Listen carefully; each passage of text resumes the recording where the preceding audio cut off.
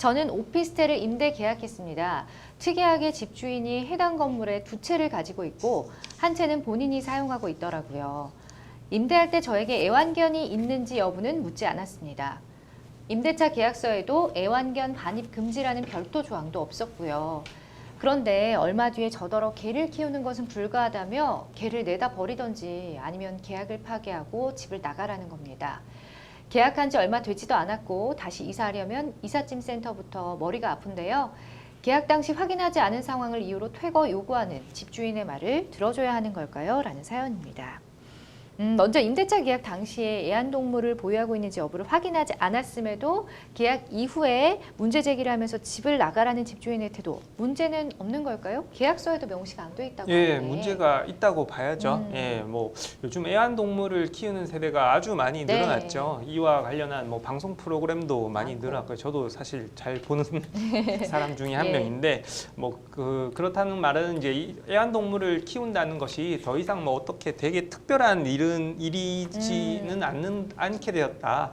이렇게 말할 수 있죠. 그래서 네. 뭐 그리고 이제 애완동물을 키웠다고 그 임차인이 그 건물을 뭐 주거 목적 이외로 사용한다고 보기도 힘들고요. 그렇기 때문에 이제 뭐 물론 또 객관적으로 뭐 좀 너무 크기가 큰 뭐 소 같은 뭐 가축을 키운다거나 아니면 뭐 맹수를 네. 키운다거나 이러면 뭐 또 이야기가 좀 달라질 수는 있겠지만 그게 아니라면 뭐 굳이 뭐 미리 말하지 않았다고 하더라도 이제 애완동물은 이제 키울 수 있다고 보는 것이 지금의 어떤 뭐 법적인 평가라고 볼 수 있거든요.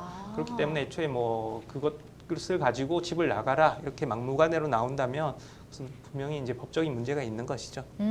그렇다면요. 이사한 지 얼마 안 됐을 때 임대인이 일방적으로 지금 계약을 파기한 상황이잖아요. 이럴 때 이사 비용이나 각종 비용에 대한 손해 청구는 집주인에게 할 수가 있을까요? 네네. 우선은 아까 박 변호사님께서 말씀하신 대로 지금 이사안에서 임대인의 계약 해지 요구 자체가 뭐 합리적인 이유가 없는 것으로 보여지거든요. 그래서 사실 임차인이 원한다고 하면 계약 유지를 뭐 입장을 고수하면서 주장할 수도 있을 것 같아요. 예. 그런데 만약에 이제 상황상 그런 게 어렵고 본인도 임대인이랑 갈등하기 싫고 그래서 상대방의 계약 해지 의사를 받아들이겠다고 하고 그렇다고 하면 추가로 발생하는 뭐 목비라든지 아니면 뭐 이사 비용 같은 경우 그러한 비용들을 임대인에게 청구를 할 수 있을 것으로 보여지고 그것은 이제 법률적으로는 손해배상 청구 소송을 진행을 하셔야 되는 것으로 보여집니다. 만약에 임대인이 들어두지 않는다면 요구사항을? 네, 그렇죠. 네네. 네, 알겠습니다. 이처럼 초기 계약 당시 없었던 조항을 집주인이 뒤늦게 제시하는 거는 엄연히 계약 위반 사항인 거죠? 네, 그렇죠. 네, 당초 뭐 임대차 계약을 체결할 때 어떤 특약 사항으로서 뭐 애완동물은 절대 키울 수 없다. 그렇게 되는 경우 뭐 임대차 계약을 해지할 수 있다. 뭐 이런 조항이 있었다면야 이제 임대인 입장에서는 당연히 이제 해지할 수 있고 이제 집을 비워달라 이렇게 말할 수가 있는 것이죠. 그러나 그런 게 없더라면 또 뭐 다시 가정적으로 드리지만 뭐 가축을 키운다거나 뭐 맹수를 키운다거나 이런 게 아니라면 그 애완견을 키우는 것을 사유로 뭐 임대차 계약을 해지하겠다는 것은 역으로 임대인의 이제 계약 위반이 될 수 있다고 보입니다. 참고하셨으면 좋겠습니다.